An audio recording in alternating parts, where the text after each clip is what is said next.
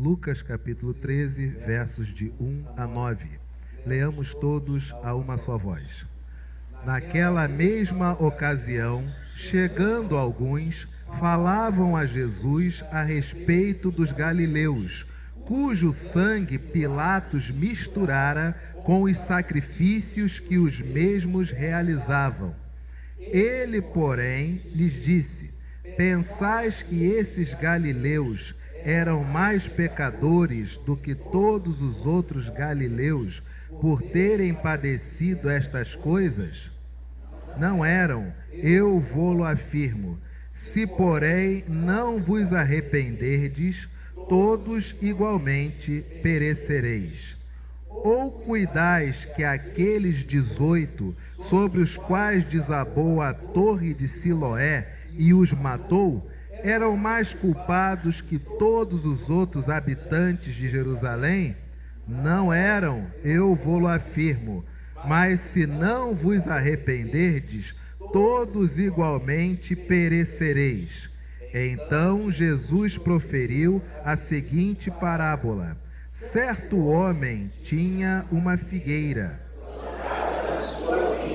e, vindo procurar fruto nela, não achou. Todos.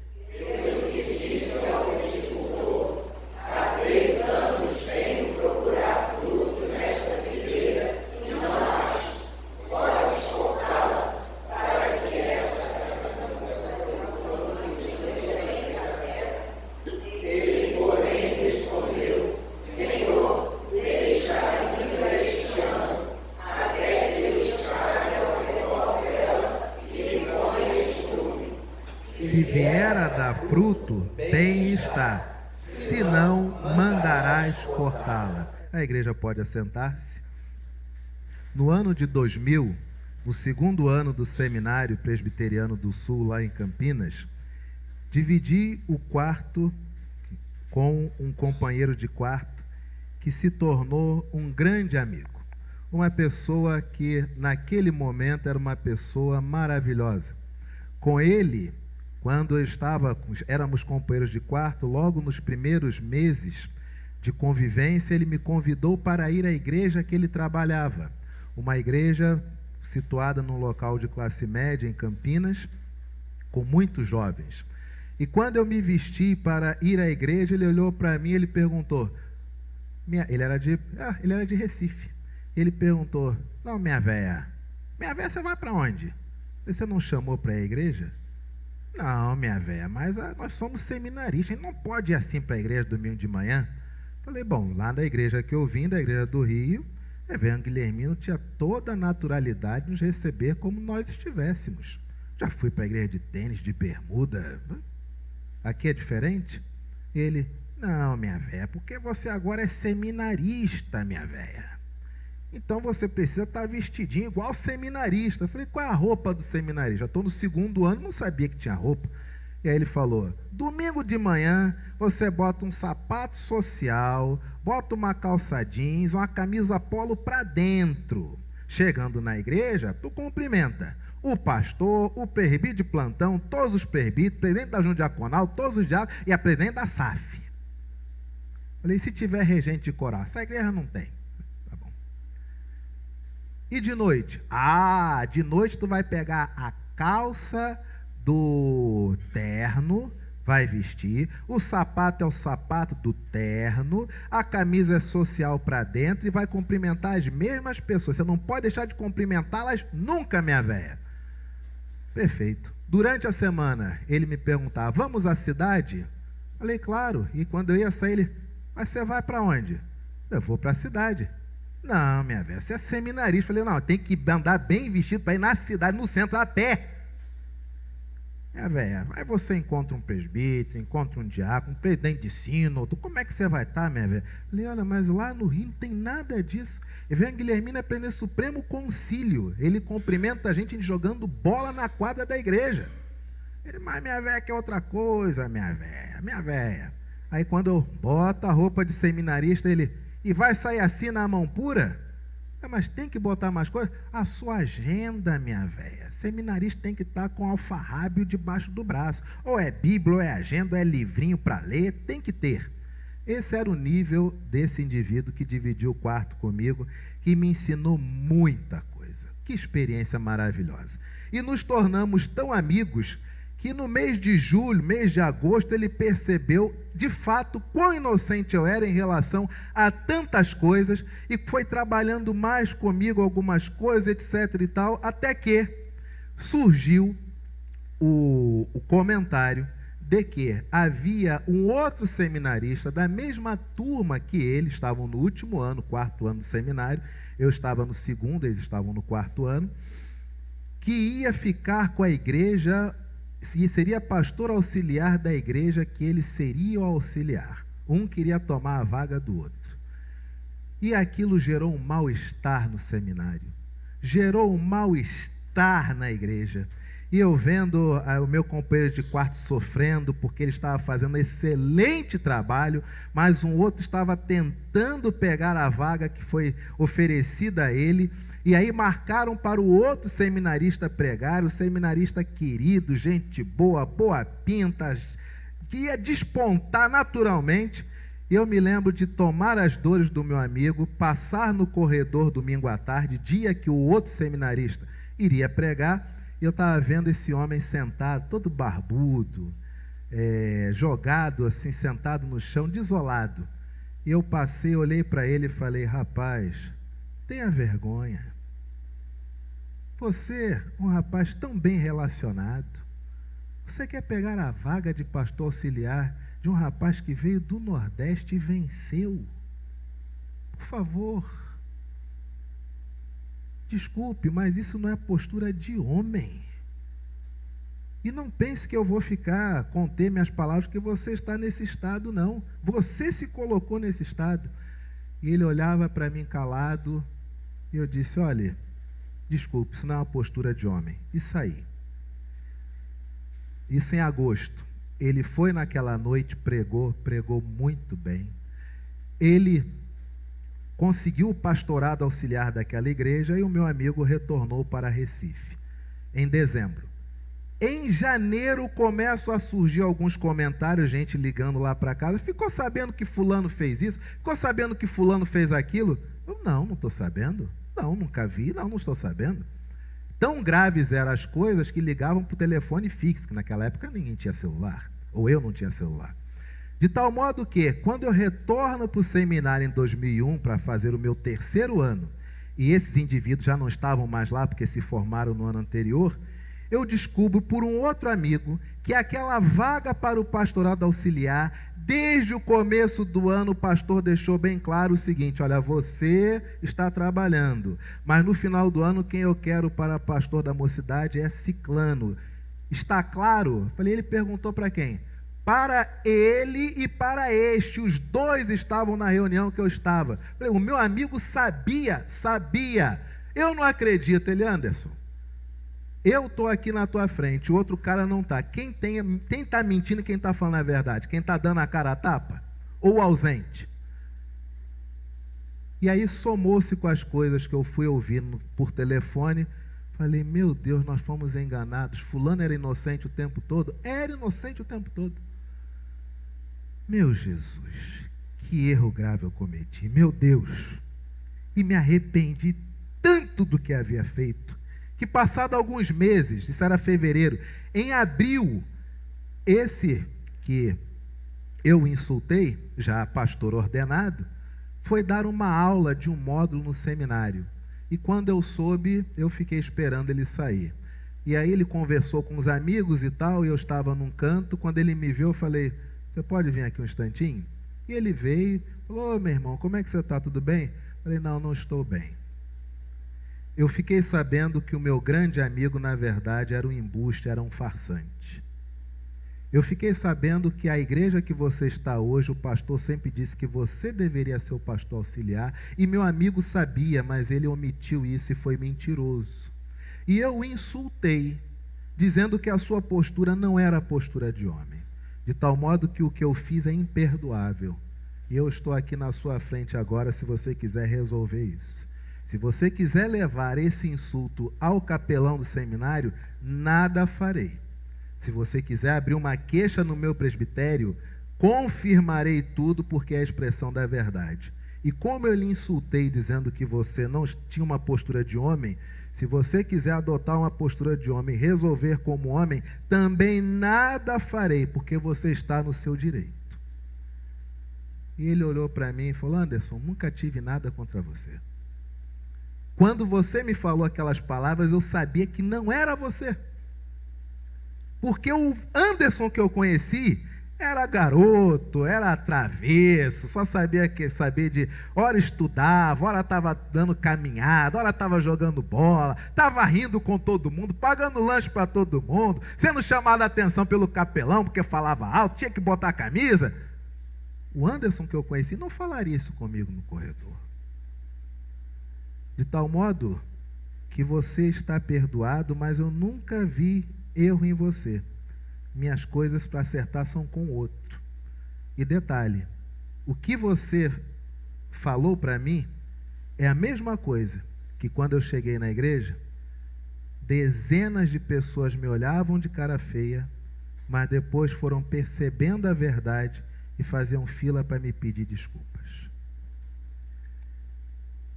E aquilo para mim foi tão forte no meu terceiro ano, guardei, nos abraçamos, oramos, ficou tudo acertado.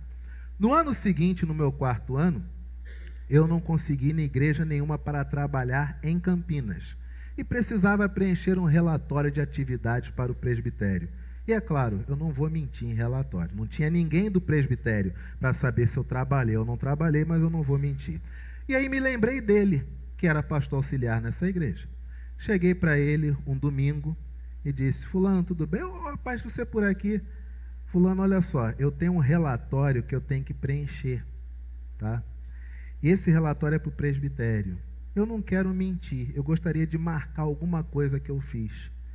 Se um dia for um feriado prolongado, se a igreja só vier o zelador porque tem que vir, e o pastor, mas ninguém vier, e você é o professor da EBD do OMP, e com certeza você vai querer viajar com a sua esposa, se isso acontecer, você pode me chamar para eu dar essa aula de escola dominical? Não precisa ter gente, não. É só para eu poder colocar no relatório que eu vim e que eu quis dar a aula, porque eu não quero mentir. E ele virou-se para mim e falou: você lembra do que você fez há um ano atrás? Falei: eita, olha a coisa. Eu lembro.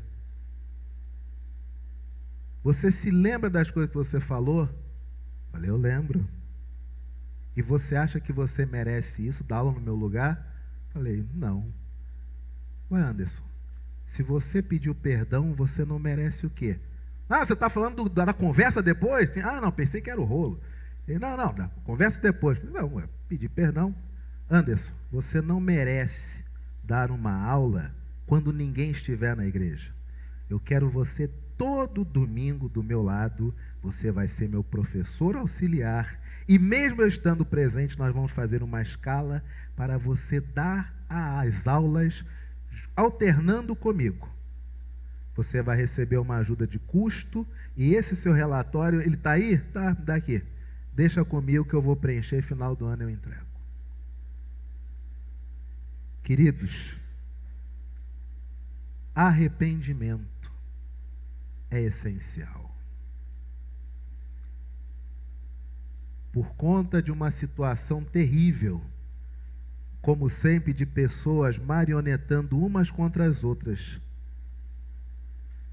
Se eu não tivesse me arrependido do que fiz, como teria ficado minha vida naquele último ano? De tal modo que o texto que nós lemos agora há pouco, fica muito mais fácil de nós compreendermos as palavras de Jesus, pensando nessa questão do arrependimento.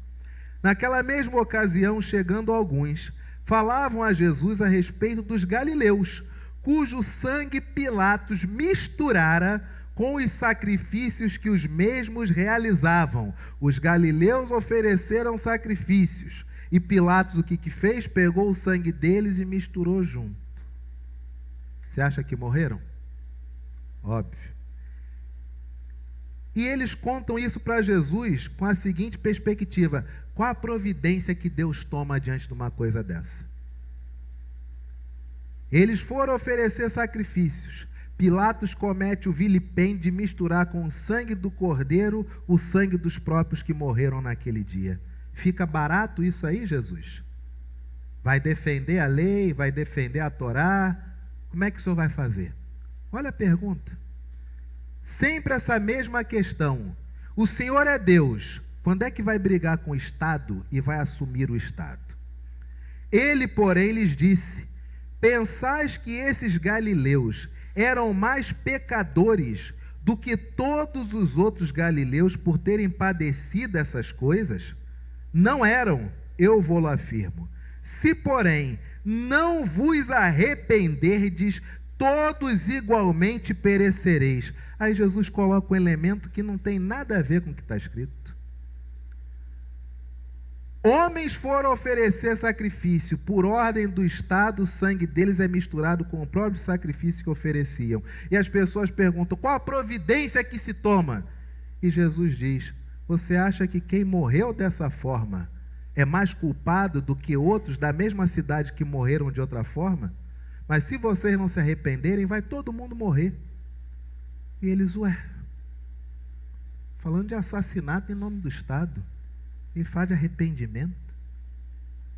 E Jesus continua, verso 4: ou cuidais que aqueles 18 sobre os quais desabou a torrente de Siloé e os matou, eram mais culpados que todos os outros habitantes de Jerusalém. Aí Jesus compara a morte de pessoas religiosas que foram oferecer sacrifício com a morte de trabalhadores, cuja lenda local é que cerca de 18 trabalhadores ficavam subindo e descendo naquilo que era parecido com um carrinho, mas esse carrinho descarrilhou, eles despencaram e morreram. E Jesus diz que aqueles que morreram por ordem do Estado, por questão religiosa, e aqueles que morreram trabalhando, não há diferença entre essas mortes. O que Jesus está fazendo? Eliminando da cabeça humana a relação causa e efeito. Não peguei aquele ônibus, é sinal que ele vai ser assaltado ou vai bater, por isso que Deus me preservou.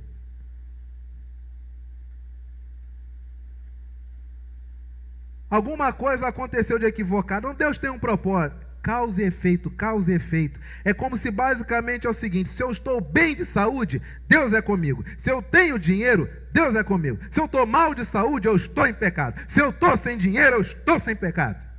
Eu estou com pecado. Essa relação causa e efeito o tempo inteiro. Se eu estou bem, fulano tem que estar bem. Se eu estou mal, fulano tem que estar mal. Causa e efeito, causa e efeito, causa e efeito. E Jesus diz: quem morreu pelas mãos do Estado, por conta da religião, não tem diferença essa morte de quem morre trabalhando. Só tem uma coisa que vai fazer diferença: é quem se arrependeu. Porque quem não se arrepende está morto e não sabe. Arrependimento, queridos, é mudança de mentalidade. Arrependimento é como vi esta semana um pai que foi preso antes do filho nascer, e quando ele saiu da cadeia, ele não tinha coragem de rever sua ex-mulher, de conhecer o filho, e por ser ainda um indivíduo em estado de drogadição, achou que o maior bem do mundo era ausentar-se da vida daquela criança, para o bem da criança. E passado alguns anos, ele conseguiu vencer o vício, reconstituiu, criou uma família, e estava esperando um filho, e o filho, o qual ele nunca teve acesso, já com 16, 17 anos, encontra esse pai, e o pai, a primeira coisa que faz é apresentar a família nova para o filho. E o filho fica estático, porque não sabia que o pai tinha uma nova família. E aí o pai mostra para o filho o quarto onde vai ficar a criança que a esposa está esperando. E o filho fica olhando com aquela cara assim, feliz, mas ao mesmo tempo vendo tudo que poderia ter sido dele e não foi.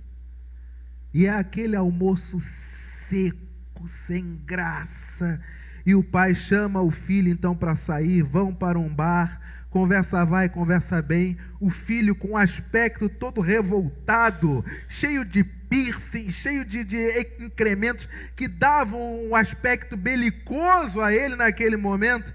Esse filho simplesmente diz: pai, o Senhor nunca esteve. E o pai olhou para ele e disse: filho, eu lhe mostrei tudo, porque era algo que me orgulhava, mas era uma tentativa de dizer para você que eu mudei. Não houve um dia que eu estivesse me viciando, que eu não pedi a Deus que Deus me levasse, porque eu não queria que você, meu filho, me visse naquele estado. Mas o tempo passou e ele não retroage. De tal modo que eu não pude ser o pai que você merecia. Mas a única coisa que eu tenho sou eu mesmo. E eu estou aqui para você se você quiser. E aí, finalmente, o filho se quebranta e dá um abraço, não de estranhos que estavam se vendo pela primeira vez, mas dá um abraço de pai e filho que se reencontravam, na verdade, se encontravam depois de 16, quase 17 anos. Enquanto o pai tentava mostrar que mudou, mostrando as coisas que tinha, nada conseguiu daquele filho. Mas quando rasgou o coração e trouxe à tona seu arrependimento, reconciliaram-se. O que Jesus está dizendo é que nós muitas vezes temos essa relação de causa e efeito e achamos que quem morre dormindo, em paz, essa pessoa foi abençoada por Deus, e aquele que morreu numa tragédia, numa morte horrenda, mutilado, esta pessoa foi amaldiçoada por Deus. E Jesus diz: morte é só morte, quer seja por motivos religiosos ou quer seja por acidente de trabalho. Mas se vocês não se arrependerem, vocês estão mortos e não sabem. E Jesus então traz uma parábola. Verso de número 6. Certo homem tinha uma figueira plantada na sua vinha, e vindo procurar fruto nela, não achou. Pelo que disse ao viticultor: há 3 anos venho procurar fruto nessa figueira e não acho. Pode cortá-la, para que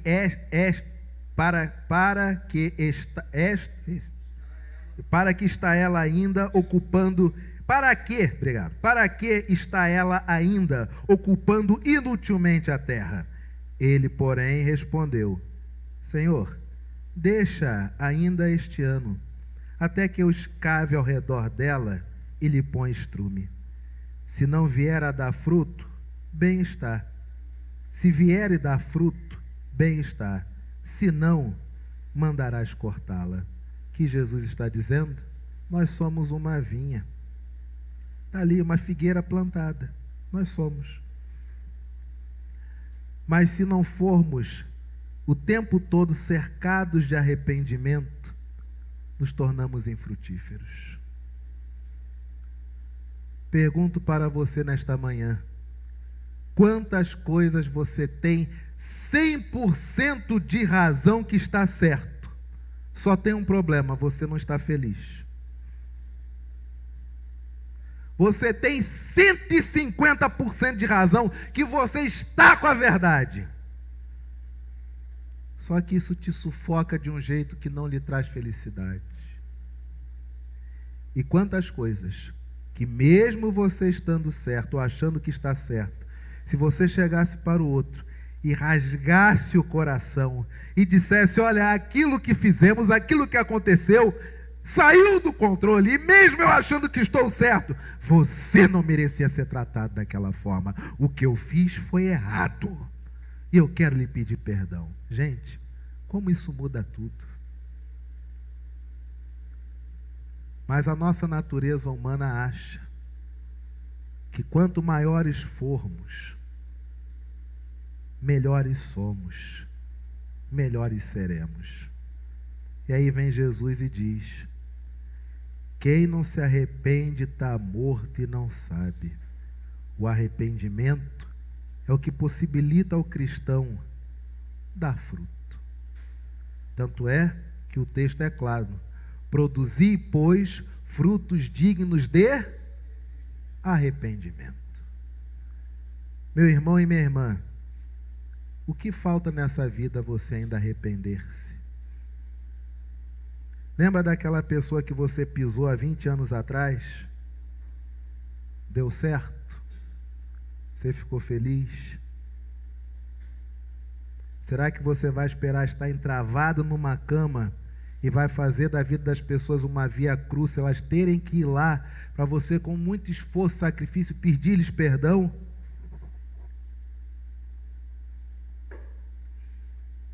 Arrependimento é essencial para a vida. Arrependimento abre todas as portas. Você vê um coração rasgado na sua frente, você diz: meu Deus, agora eu entendo e reconheço que as posturas podem ser distintas, mas o que está na minha frente é meu irmão em Cristo e estamos perdoados. Arrependimento, queridos. Sem arrependimento, nós não damos fruto.